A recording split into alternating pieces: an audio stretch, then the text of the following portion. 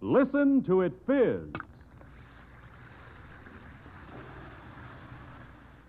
First aid for relief from headache, Alka-Seltzer. From acid indigestion, Alka-Seltzer. From cold discomfort, Alka-Seltzer. Alka-Seltzer presents the Quiz Kids and the chief quizzer himself, Joe Kelly.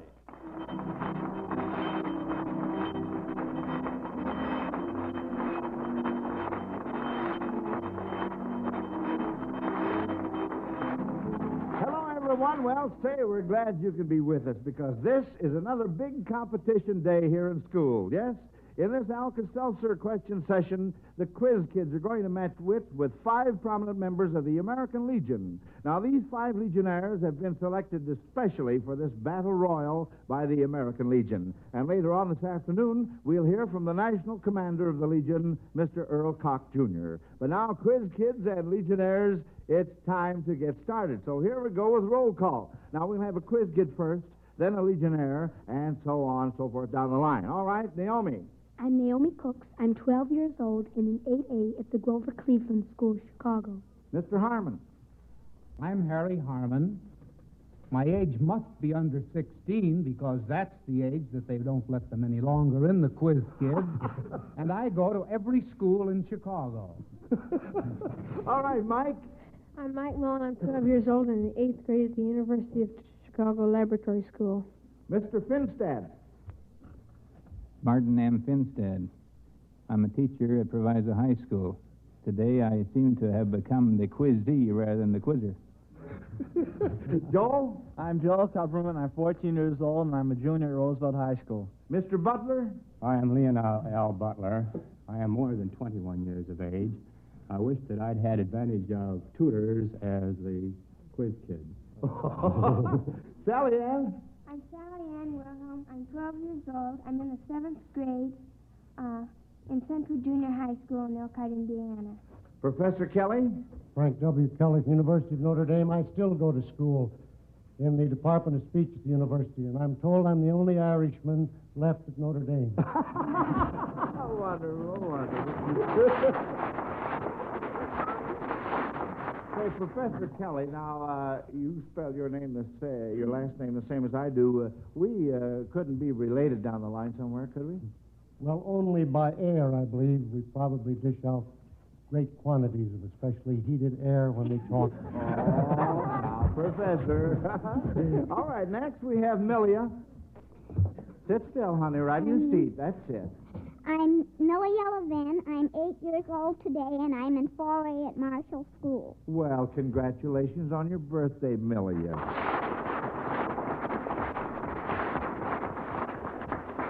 See, little Millia, she's quite new, and she forgets and wants to stand up all the time when she talks, like, they do at school. Well, all right. Now, then we have Mr. Fenlon.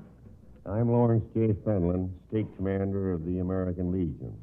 I won't tell you my age. Maybe you can figure it out. I'm married 26 years.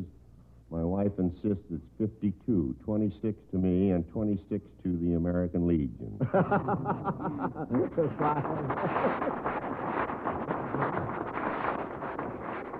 Why, there's word going around that you brought your own cheering section with you. Is that right? Oh, yes. I brought my own cheering section. There they are down in the front 2 rows down there. Oh. 2 rows. Oh, well, say. Daddy couldn't be louder. 10 years now will yell a little louder. Wherefore Daddy couldn't be prouder. 10 years now will yell a little louder. Well, say, that's wonderful. That's wonderful. That's fine, but weren't they saying Daddy?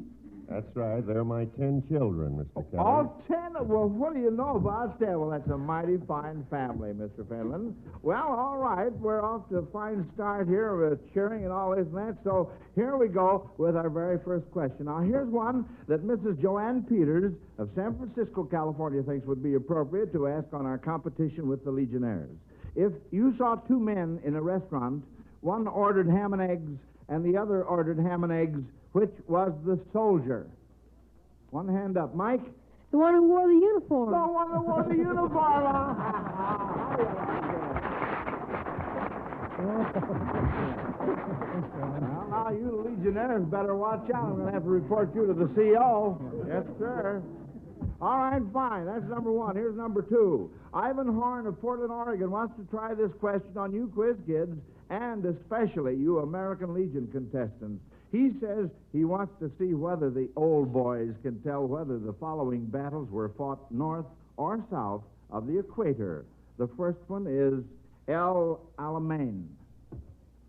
Martin? North of the equator. North of the equator, that's right. How about Wake Island? Joe? I believe that's also north of the equator. It's a bit north of New Guinea. North is correct. And the last one, Bougainville. Leon? South of the equator. South is right. Well, say, both boards are really going to town now. Mrs. Henry Goodman of Dallas, Texas asks this next one. If from a collection of fairy stories you had this collection of characters, a bear, a horse, a crab, a swan, what would they all turn into at the end of each story? Milia. The bear would turn into a man, the horse would turn into a man, the crab would turn into a man, and I don't know what, and the swan would turn into a girl. The swan would turn into a girl. Well, now, are you sure about that, honey? No, because I don't know exactly. I was just thinking. Well, you were right up until the last one. Mike? Well, the swan would be one of the 7 swans that turned into men, wouldn't it? That's right. Naomi has her hand up. I think there were 12 swans. They were the brothers of a princess. Well, there are 2 versions, Naomi, of the wild swan. So they really would turn into what kind of a man? All right, Mike? Well, princes. Prince, that's right. Well, you know, that's a miss. And Mrs. Henry Goodman of Dallas, Texas is going to be very, very happy because the makers of Alka-Seltzer give her a choice between a large console Zenith radio phonograph combination or a fine Zenith television set for stumping the boards on that one. Now then, we ought to have some fun with this question from Mrs. Marie Black of Detroit, Michigan. I'm going to hand out a card to each of you Legionnaires, and I'll ask you to sing the song on the card without singing the words. That is just la-di-da, you know, the melody. If you la-di-da it well enough to be recognized, you will get credit for it. And if the quiz kids are able to identify it, they will receive points for it. And in case of any doubt, I'll call on the audience to serve as a judge as to whether your song is recognizable at all. All right, we'll go right down the line. Now, Martin Finstad, let's hear You La-Di-Da, your song. All right, you take a little time there. We'll start over here with Harry Harmon. All right, Harry. La la la la, la la la la, la la la la la la la la. La, la, la, la, la, la. Well, let's see. We have 3 quiz kids' hands up. Sally Ann? Well, that sounded something to me like just because you think you're so pretty. Just because you think you're so pretty. How about it? Huh? Maybe it's my lolling. Joel? Sounded to me like We Have No Bananas. Sounds like what? We have no bananas. Yes, we have no bananas. No? No? All right, Mike. Sounded to me like Heaven, Heaven. No? Yeah. No? How about it, audience? No? Oh, dear, this is terrible. He's right, Joe. Huh? He's right. Who's right? But... Mike? Yes. Why, what did he say? He said Heaven, Heaven, and that's the title. These are the words of the song, Heaven, Heaven. Oh, no, wait a minute. The title is All God's Children Got Shoes. That's the title of the song. Well, I hummed Heaven, so... Well, I know, but you didn't know what you were humming, see? Nobody else did. All right, well, that's one down. Now then, here's Frank Kelly. La la la, la la la, la la la, la la la. I'm not la la la. That's a lollapalooza, isn't it? Frank, Professor, pardon me. Start over again from the very first now. La la la, la la la, la la la. Oh, this. Oh, wait till they find out about this. All right. How about it, kids? No hands. Huh? I think you got it in the wrong key, Frank. Anybody in the audience? All right. Huh? No, it sounded like all along, the way he was long alive. Any more? All right, no. The name of the song is Over There. Oh, right there. Professor Frank Kelly. I'm ashamed of you. Didn't take any music, Joe. You were singing the bass instead of the melody, I think. Yeah. All right. Lawrence Fenlon is next. Da da da da da da da da da da da da. Naomi. That was I Want a Girl, just like the girl that married dear old Dad. Hooray, that's right. Well, say, where's your cheering section, Daddy Fenlon? How about it? Little cheer for Dad. Hooray for Daddy. Yeah, he came through, didn't he? Now then, Mr. Butler's next. Da da da da da. Da da da da da da da da da da da da. Let's see, Joel has his hand. Started out, it sounded like a Marine song, but the way he finished off, it sounded like... Sally Ann, what were you going to say, honey? I was going to say, it seemed to hold him on his room or the way he started. Well, it did start off that way. I think you got a wrong start on it. Try it again, Mr. Butler. La la la la la la la la la la la la. You're not singing the songs on my card here. You know that, don't you? No. All right. Mike? It's a long way to Tipperary. Oh. Everybody in the audience. What was that? No. I'll tell you, Mr. Butler should have been dying to keep the home fire burning. Oh, dear. All right, and here's the last one now, Mr. Finstad. Da da da da da da da. No, I give up on that. Would you like to try it again, Martin? I think I give up. Oh, come on, try it again. Let's have one. Why don't you whistle it? Oh, all right, come on. Da da da da da da. No. No? Well, no hands. There wouldn't be any naturally. Marseillaise. All right, well, that was a miss. And, of course, Mrs. Marie Black of Detroit, Michigan, receives one of those dandy Zenith television sets for really stumping the gang today.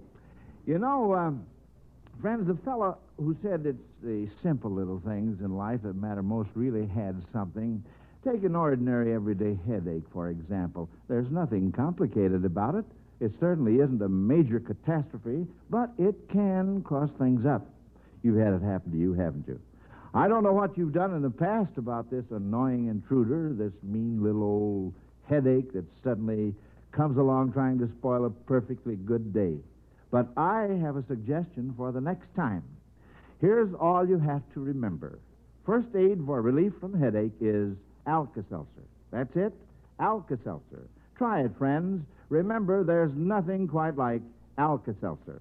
And now, quiz kids and Legionnaires, we ought to have some fun with this next question. You are to answer at least half of this question correctly from Mrs. Martha Crow of New York. First part, what does HHHH stand for? Liam? 4-H Club. 4-H Club, and the H's stand for what? It's heart, health. I think it's happiness. No. Hand. Hand is one.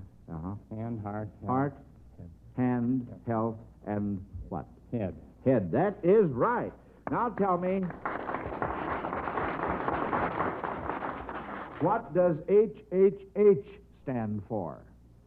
No hands. Naomi? Well, could it be that Mr. Harmon's middle name begins with an H? That's right. Harry H. Harmon. How do you like that? Well, now then, As usual, our sponsor, the makers of Alka-Seltzer, is awarding Zenith transoceanic portable radios, Zenith television sets, and Zenith radio phonograph combinations this afternoon. And here's the way it works. If the question you sent in is answered correctly, you receive a Zenith transoceanic portable radio. For example, that's what Mrs. Charlotte Christensen of New York receives for her question if it's answered correctly. On the other hand, wait, let's try it first. Mrs. Charlotte Christensen of New York wants to know what you would be doing if you were using the following. Now, you must try and get 2 out of 3 on this. Entrechat, grand jeté, cabriole. Sally Ann? Be doing ballet dancing, because those are 3 of the most important steps. That's right. That's very, very good. Well, how about the hula dancer, the jitterbug, and the Hawaiian wiggler? Frank Kelly? The Hawaiian wiggler is a bait for fishing. Right. So, what about the hula dancer and the jitterbug? The jitterbug is also both a dance and a bait. Yeah? Not so sure about that hula dancer. Hula dancer. The old-time show business. Well, Lynn? That is also a bait. It's a plug. That's right. So you would be fishing. Very good, fellas. Very good. Now then, what would you be doing if you were using hydroquinone, Pectol, pyrogalol, and trihydroxybenzene? Leon? You'd be developing prints, pictures, That's film. right, because these are developing agents that are chiefly used. Very, very good. Now then, by the way, folks, next Tuesday, November 7th, is Election Day. Are you going to vote? Fine. So am I. And speaking of elections, they may have suggested this question to Mr. O.C. Dodson of New Kensington, Pennsylvania. What 2 presidents whose first names were William defeated the same opponent whose first name was William? That's a very difficult one.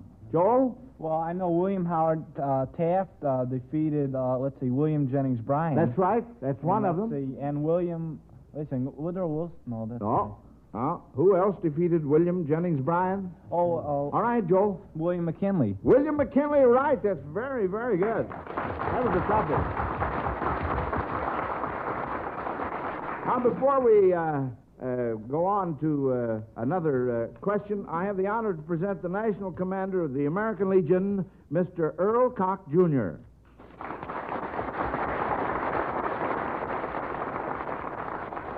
Thank you, Mr. Kelly. I was very glad to hear last Sunday you mentioned National Education Week, which starts today, because, as you know, the American Legion is one of the sponsors of this annual event. I hope that during this week that all parents will pay a visit to the schools their children attend and will participate in this National Education Week activity in their own communities. And, Joe, I want to say about your quiz kids, whether they win today or are kind to my Legionnaires, I think that they are wonderful every Sunday. And to my own Legionnaires who are learning about education today the hard way, I want to say that regardless of what they may have heard, and even if they lose, no one will be put in the guardhouse.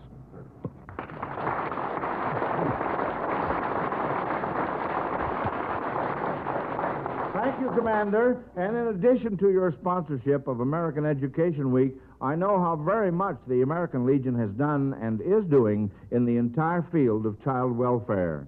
Now, this question from the Alka-Seltzer question box is from Mrs. H.O. Werner of Lincoln, Nebraska. You are to give me the capitals of the states I named. But now, wait a minute, here's the catch.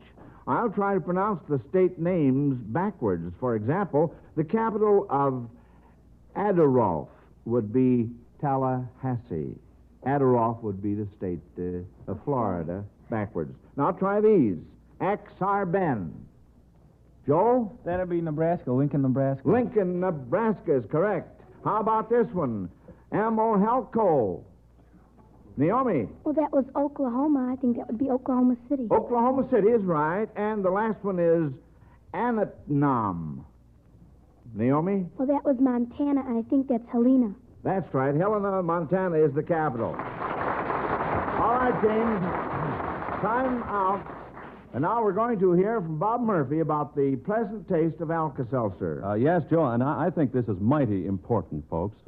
I don't know how it is with you, friends, but when I am feeling upset and uncomfortable with acid indigestion or a headache or both, my taste buds are a little touchy. I certainly don't want a bitter-tasting medicine. Now, that's why I like pleasant-tasting Alka-Seltzer. And say, the minute I drop a couple of Alka-Seltzer tablets into a glass of water and hear that good old fizz and see those bubbles spinning around, even then I begin to feel better. That's because I have confidence in Alka-Seltzer. Yes, when I drink that sparkling, pleasant-tasting solution, I know relief is on its way. Fast relief, effective relief. Now, that's the kind of relief you want when you have acid indigestion or a headache, isn't it? Well, of course, I know it is. So get a package of Alka-Seltzer from your druggist and try it next time. Now, this next question from Mrs. Pauline Kaufman of Philadelphia, Pennsylvania, should be as delightful as it is difficult. You will hear a passage from a Shakespearean play, and you must try to identify the specific act from which it is taken. And now, here is the delightful part of the question. We have a very talented actress in our classroom to read the Shakespeare for us. She's playing the role of Celia in the current stage production of As You Like It with Katharine Hepburn. And she is the lovely young actress of stage and screen, Vanessa Brown. And this is the exciting part to us. I know a lot of you listeners will remember Vanessa as our own quiz kid, Smela Brind. We are very, very proud of her.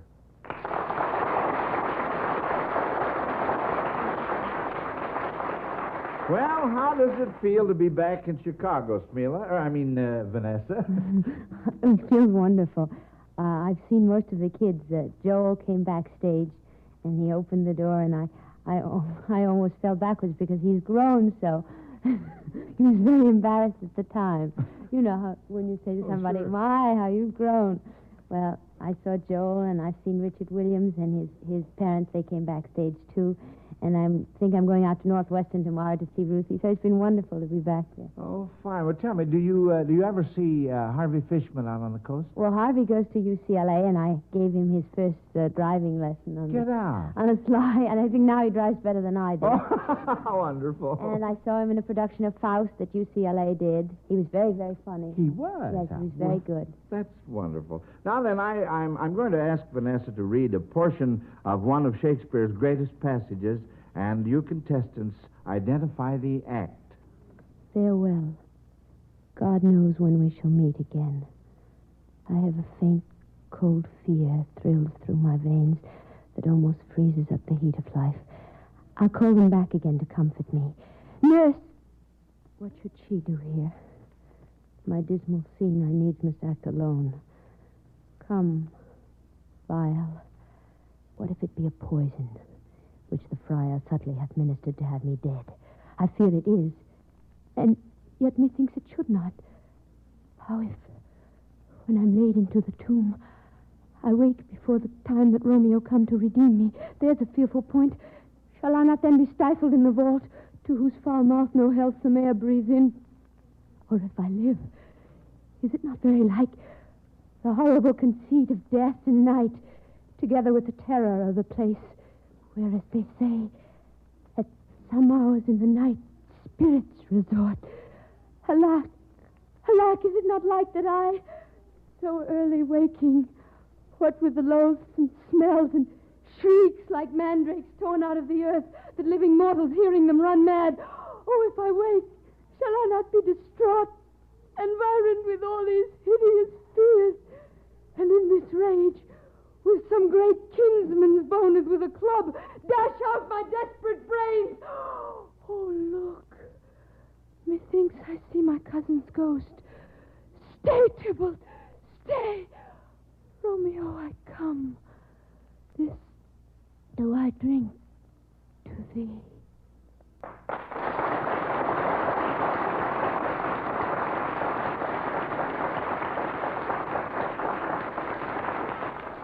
All right, Naomi? Well, I think that was from Romeo and Juliet. Right. And I believe that was in Act 3. Act 3. Now, wait just a minute. Let's see. We have a hand up over here on the adult board. Leon? I would say Act 2. You say Act 2. Well, let's go along a little further here. Sally Ann? Well, it was where she had taken that sleeping drug and awakened in the Capulet's tomb. What act, honey? Joe? I think it's 3-2. 3-2? No. No? Act 4. Oh, that's Professor Frank Kelly is correct. Act 4 is right. Well, say that was wonderful, Vanessa Brown. Wonderful. We're very glad you remembered your old friends and hope you visit us again. In the meantime, we're looking forward to seeing your new picture, the United Artists production of Three Husbands. Well, now try this one from Marion Williams of Chicago. In what interesting reading matter would you find this quotation? The War Manpower Commission shall, from its current appropriation, allocate and make available sufficient funds to carry out the provisions of this title during the current fiscal year. Mr. Fenlon? It's the appropriation bill of the Congress. Well, is it familiar to you? Well, it was the appropriation bill, really, not of the present session of Congress, but it's a session of Congress during the war period when the War Manpower Commission was in effect. I know, but wasn't this quotation familiar to you? Well, it's part of the GI Bill. That's right.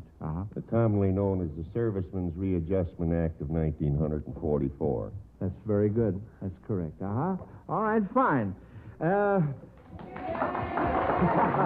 was wondering where the cheering section was. Now, Mrs. Pearl Wright of New York remembered that when the Eagles competed with the Quiz Kids some time ago, they had to describe a woman in terms of a house. Now she wants you Legionnaires to describe your wives using football terms. Who would like to start this off? Hold your hand up. First hand up gets first chance. Professor Kelly. Having no wife, I would start out readily. Of course, I would call the main description would be the coach, which would be her husband.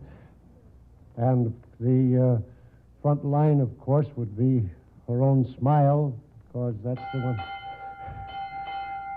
Well, good for you, Professor Kelly. At least you were carrying the ballfires on that one, weren't you? Well, of course, that's our bell, and it means it's time for the judges to name the winning team. We'll give them a few seconds to total the scores. And, friends, while we're waiting, here's an important message.